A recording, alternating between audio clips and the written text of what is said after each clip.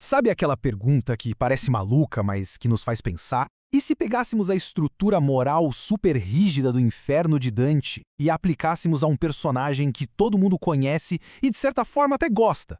Pois é, preparem-se para uma investigação teológica sobre o Wile E. Coyote. Pode parecer brincadeira, né? Um personagem de desenho animado tendo que encarar o juízo final. Mas olha, é ao levar essa ideia a sério que a gente descobre umas coisas fascinantes sobre como a obra de Dante enxerga o pecado, a justiça e a natureza humana. E vamos direto ao ponto sem enrolação. A nossa investigação chegou a uma resposta bem definitiva. O destino do coiote não está ali na parte mais leve do inferno, não. De jeito nenhum. Ele está muito, mas muito mais fundo.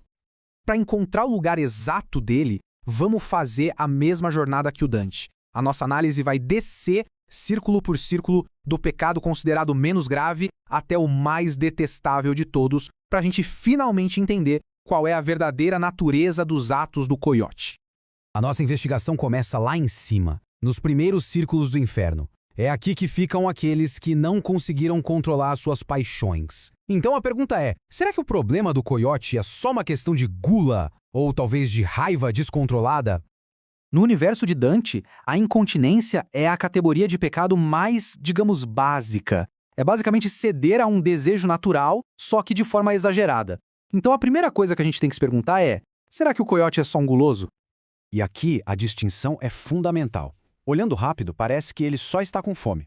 Mas a persistência dele, a complexidade dos planos, isso vai muito além da necessidade de calorias. A fome, na verdade, parece ser só uma desculpa.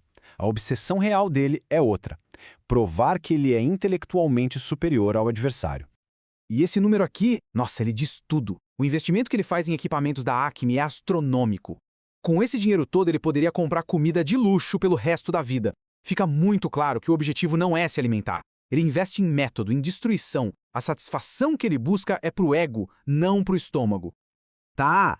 E a raiva? Sim, ele fica com raiva, fica furioso. Mas não é uma raiva impulsiva cega. Pelo contrário, o coiote é um planejador metódico. Ele senta, desenha plantas, encomenda produtos, monta armadilhas super complexas. Todo esse planejamento deliberado já leva o pecado dele para um outro nível, bem longe da simples paixão.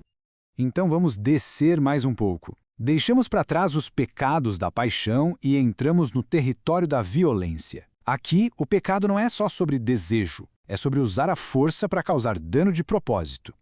E o Dante é super específico sobre a violência.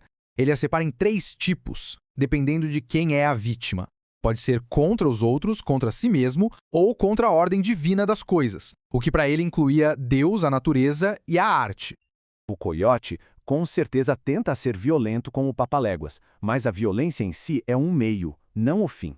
O foco dele não está no ato de destruir, mas na beleza intelectual da captura. A violência é só o resultado de um plano que ele considera genial, não o impulso principal. E é aqui que a gente encontra uma conexão bem forte. A arte, para Dante, era a indústria humana, a tecnologia. O coiote comete violência contra a arte porque ele perverte a tecnologia da Acme para quebrar as leis da física. É como se ele rejeitasse a própria natureza para tentar dominar o mundo com meios artificiais. E agora chegamos ao centro do argumento: o pecado da fraude. Para o Dante, esse é o pior de todos, porque ele corrompe o maior presente que a humanidade recebeu: a razão, a inteligência. As palavras do guia de Dante, Virgílio, são muito claras. A violência pode ser algo animal, mas a fraude é exclusivamente humana, ou, no nosso caso, de um ser racional. É o abuso do intelecto para enganar. E qual é o método do coiote? A armadilha, que, na sua essência, nada mais é do que uma mentira transformada em objeto.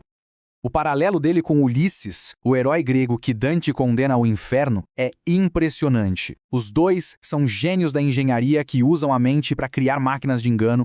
Os dois são movidos por um orgulho intelectual imenso e os dois encontram um fim trágico e repetitivo por causa disso. Apesar do histórico gigantesco de fraudes, tem um ato específico que o condena de forma definitiva. Um crime que vai muito, mas muito além de uma simples armadilha. É o túnel pintado. Isso não é só um truque, é um ato de falsificação da realidade. Ele usa a arte, a pintura, para mentir sobre a natureza das coisas, tentando fazer uma rocha sólida parecer um espaço vazio. E aqui está o ponto central. Ele se torna um tipo de alquimista da paisagem. Assim como os alquimistas tentavam transformar chumbo em ouro, mentindo sobre a matéria, o Coyote tenta transformar rocha em ar, mentindo sobre a geografia. É um ataque direto à verdade. Bom, com todas as evidências na mesa, chegamos ao veredito final. E, claro, a sua punição, que, no inferno de Dante, tem que ser um espelho perfeito do pecado que foi cometido. O destino de Weil e Coyote é o 8º círculo, lá na 10ª e última vala junto com os falsificadores, todos aqueles que corromperam a matéria, a identidade, o dinheiro ou a palavra. E para entender a punição dele, a gente precisa conhecer o conceito de contrapasso. A justiça no inferno não é aleatória. A punição é a manifestação eterna da própria natureza do pecado da pessoa. Então, o destino eterno dele seria este: uma vida inteira de instabilidade, onde a própria física o trai a todo momento, suas ferramentas da Acme funcionariam com perfeição, mas sempre se voltando contra ele, e para completar o tormento, ele seria perseguido por uma versão fantasma do Papa Léguas, que se revela uma bomba toda vez que ele acha que vai conseguir capturá-lo. No fim das contas, a grande tragédia do Coyote é a do intelecto corrompido, e a punição dele serve como um aviso eterno. A tentativa de falsificar a realidade, de impor a própria vontade sobre as leis da criação, vai sempre, inevitavelmente, terminar com uma colisão contra o muro da verdade.